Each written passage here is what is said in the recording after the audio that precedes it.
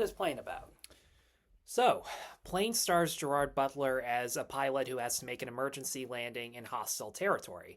And when his passengers are abducted by a militia, he has no choice but to turn to a convicted murderer he was transporting, played by Mike Coulter, in order to rescue the passengers and get back in the air safely.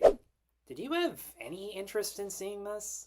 No, I wasn't going to see this under any circumstances until the local theater by my house decided to play this 4 days early. And I've had like 5 days off of work with nothing but streaming to watch. Nothing else I thought was good playing in theaters. So anything new that was coming out, I'd go see it just to get out of the house.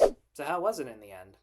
I thought that this was just another generic action thriller, but I do feel bad saying this because it's clear that the director is trying to create something that is considerably more realistic, gritty, and grounded compared to your run-of-the-mill Gerard Butler movie that you're expecting from something like this.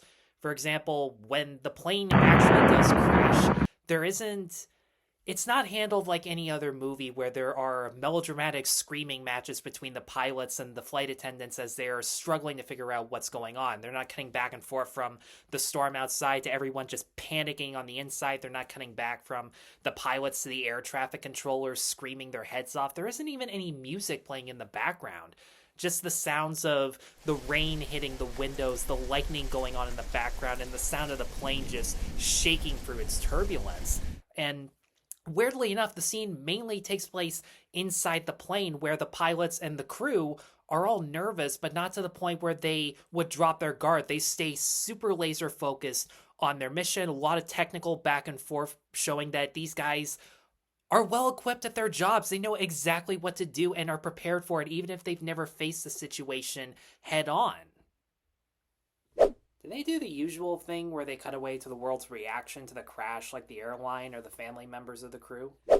Yeah, they do, and not gonna lie, I wasn't a big fan of that storyline altogether. It seemed like it would have been a much better movie if they had focused strictly on setting the film in the island where they crash on, so that there's a little bit more there's a little bit more suspense in not knowing whether the airline is aware that they've crashed, what they're doing to help. Meanwhile, we're focused solely on the crew doing everything they can to survive with food and water rations, going out into the jungle, seeing if the people they encounter are peaceful or if they're part of the hostile militia. And not to mention, for a movie that's an hour and 47 minutes, more time could have been spent on the characters and their dilemmas and how well they can work together as a team. But as much as I hate when they cut back to the real world and how they're responding to the event, I was blown away by the fact that there aren't any needless plot twists that drag out the length of the movie. Like, when they do focus on the airline struggling to come up with a response, how do they address the PR department? Who do they actually send to help?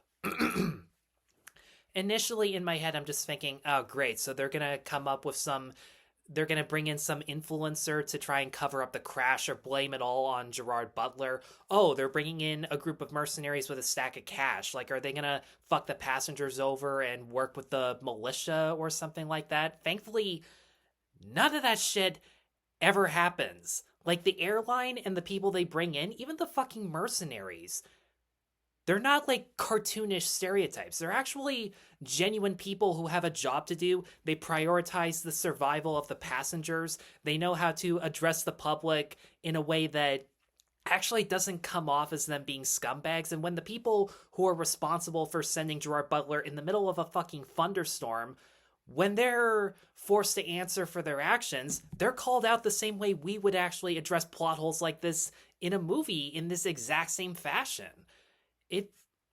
I really got to give credit to the fact that they actually thought ahead on some of the cliches and genre conventions that you would expect with a movie like this and kind of flip it on its head. I genuinely wish more movies would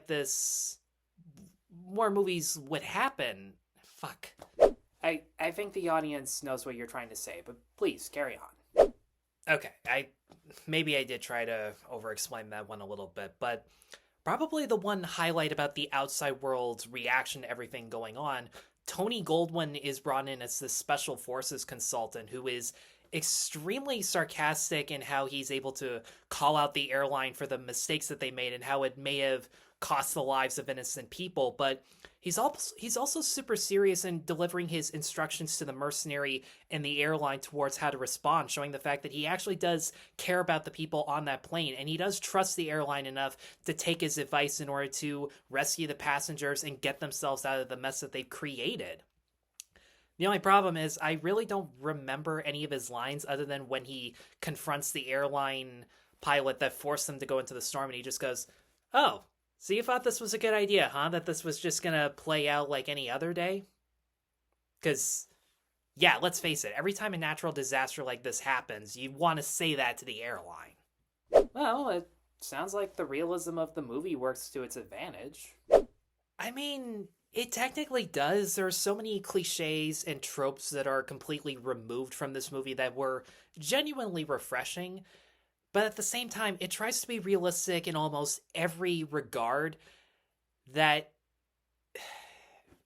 it's really hard to describe. Take your time. Think about the things that, in your opinion, shouldn't have been realistic. Oh, that's super easy. The action scenes.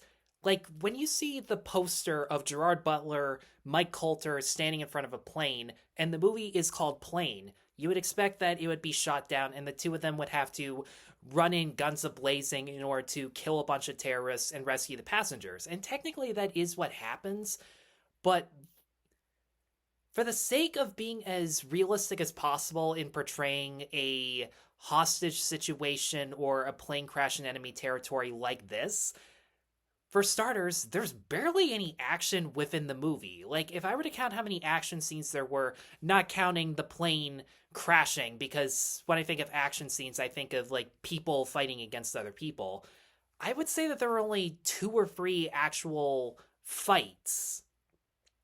One of them is this long take between Gerard Butler and a terrorist that actually did start off pretty cool because the entire fight takes place within a one take, and it is cool seeing them realistically struggle to decide what moves they're going to make in order to outmaneuver each other.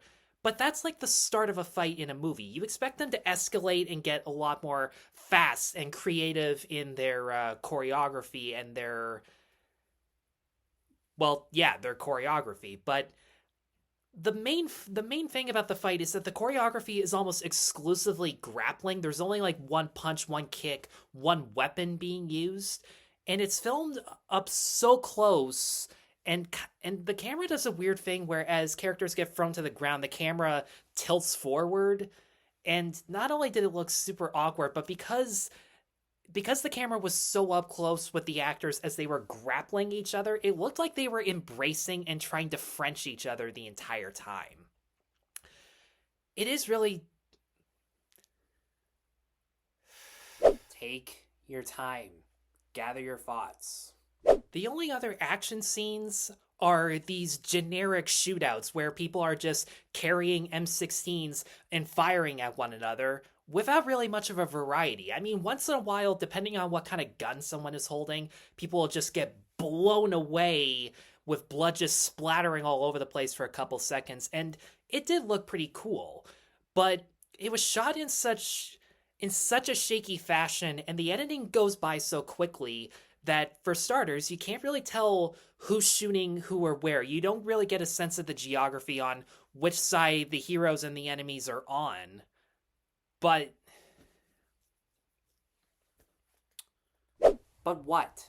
But half the time when someone gets brutally shot in the head or their bone breaks, or this completely pointless scene where a terrorist beheads one of the passengers in order to establish fear within the group, the movie, weirdly enough, cuts away from a lot of these violent moments, which I found very strange because during the first 20 minutes, the amount of times you hear someone say shit or fuck, you know for a fact that this is an R rating, and that actually got me a little bit more excited. But weirdly enough, this movie actually does a lot of the things that PG-13 action movies are criticized of trying to avoid an R for.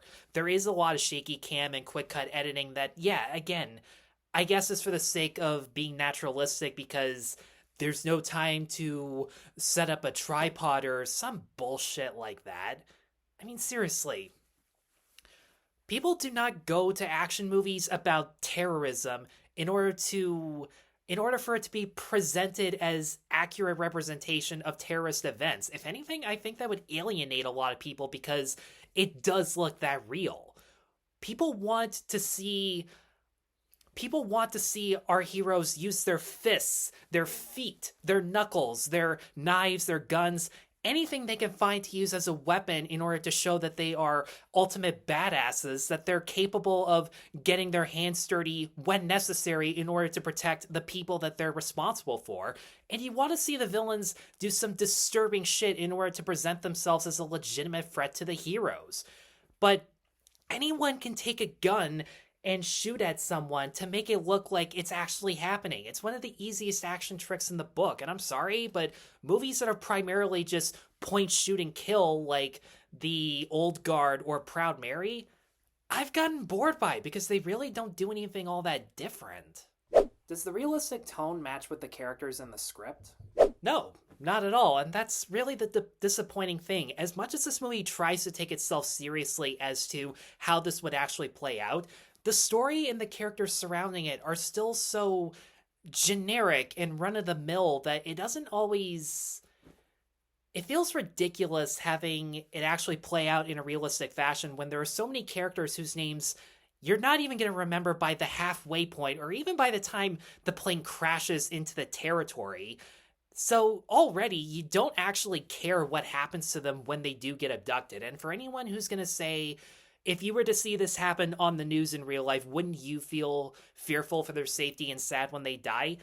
That's not a valid excuse. It's not a valid excuse because what we are watching is a work of fiction, and we know that. When we watch people on the news, just seeing a picture of them get a brief description of who they are and what happened to them, yeah, you feel sad for them because you know for a fact that they actually existed. What we are watching on screen, we know for a fact are actors playing pretend. So what works in real life news doesn't work here. You need to give more to the characters in order for us to care. And at the end of the day, I didn't. Gerard Butler is your run-of-the-mill, upbeat, optimistic, single dad who not only has to do everything he can to rescue the passengers, but has to get back home to his daughter because he spends little time with her thanks to his work. And seriously, how many times have you seen Gerard Butler play a character like this before? The only thing that really stands out from some of the other action movies he's done this past decade or so is the fact that he's actually allowed to be Scottish in this movie. For the first 5 minutes, I just sat there and I'm like, dude, pick an accent. And then he goes, oh, I'm Scottish. And I just sat there and went, oh, okay. I mean, I got no problem with you actually being yourself for once. And I will say this, in terms of performances, this is actually one of his genuine best because there are so many moments where, as he looks at the people that didn't survive the plane crash, he has to fill in the process of collecting their bodies, putting them in bags, but he does it in such a somber way where he gives these restrained facial expressions of guilt and remorse and feeling as if he could have done something differently, even though technically he did everything he was supposed to. And they were really effective moments. Especially, and you know what? The one time where he actually has to grab a gun and approach the terrorists, but Coulter holds him back. He feels genuinely upset at the fact that, yeah, he was technically outnumbered, but he felt as if he had to do something in order to protect them. They're really good moments, but it's not enough to make his character feel distinct from anything else. And I feel bad saying this, but the passengers in question who are being held captive, I couldn't have cared less what happened to them. Again, because I only know one guy's name, and he's the prissy, buttoned-up businessman who complains about everything before the plane crashes. There's one other guy who, like him, had a bald head, and he, I don't know, did some Instagram post or something like that where he's going around showing what a shitty situation they're in and just making a bunch of tasteless jokes, which, yeah, that's a great reason for me to, yeah, it's nice to see you're grateful for being alive, you jackass, which, weirdly enough, those two weren't as bad as this group of early 20s girls who I guess are social media influencers, judging by the Wikipedia page that lists them as such. And their establishment is the fact that their original seats are where the murder convict is sitting with the marshal. And their reaction to this is once they get actual seats, they take a selfie with him deliberately in the background. And he politely asks them not to do that, and they just giggle. Unfucking believable. Was Mike Colter at least good? Well, here's the thing. Out of all the actors within this movie, Mike Colter was the one I was excited to see the most. I mean, the fact that he's starting to do bigger projects ever since Luke Cage ended is a good prospect for him. I liked him as Luke Cage. And at the beginning of the movie, he was definitely the most fascinating part, where he doesn't say very much. He goes back and forth from giving this look of guilt and remorse to this look of suspicion whenever he eyes any of the passengers or the flight attendants. And when his marshal is killed during the crash, but he doesn't do anything out of the ordinary, he just sits there, keeps to himself, nothing else, everybody is still raising an eyebrow because they have absolutely no idea what he's capable of, what he's planning, if he's even planning anything at all. And I do find it interesting that when he quote-unquote volunteers to go into the jungle with Butler, everybody's freaked out at the prospect, but I'm just sitting there thinking, what, you guys want him to stay with you? Unarmed? Fucking great idea there, but to be honest, once he ventures out into the jungle with Butler and they technically become a duo, he stopped being interesting because I really didn't understand his motivations. I mean, you never really figure out for sure why he exactly decides to team up with Butler and rescue the passengers in the first place. And the two of them barely interact together when they're on screen, and they don't really have that much chemistry. Most of their conversations are them explaining a plan that they have in mind, criticizing the plan, but then backing down because they can't really think of anything else. And that's the most of a camaraderie that they have. I mean, they do ask each other questions about their past, but they give incredibly vague answers that don't explain anything about them. You never figure out why Colter's character became a murderer, who he killed, what the reasoning behind it was. Does he actually feel remorse about it? Was it someone that he genuinely felt deserved it? Was he trying to protect someone? There were so many questions that were unanswered, and a part of me thinks that they were trying to keep it that way, to try to make it one of those characters where the less you know about him, the better. But for an action movie like this, the best way to do that, in my opinion, is to, as he's proceeding with these rescue missions, does a bunch of brutal kills that makes it awesome to watch, but also makes you question his motivation or how trustworthy he is. And he does kill 4 militiamen on his own, off screen. Like, we walk past the bodies and that's it. And Luke Cage, seriously, in this movie, picks up a hammer and beats someone with it.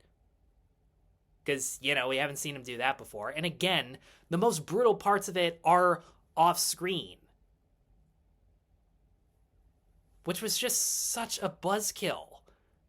Like, dude literally doesn't have a fight scene of his own. Whenever he's doing the most in order to rescue the other passengers, he's working alongside other people. He doesn't get a hand-to-hand fight with anybody, not Gerard Butler, not any of the terrorists. Everything he does is something that another character could have easily done on their own. So there wasn't even anything remarkable about him as an anti-hero. So what's your final verdict on Plane, then?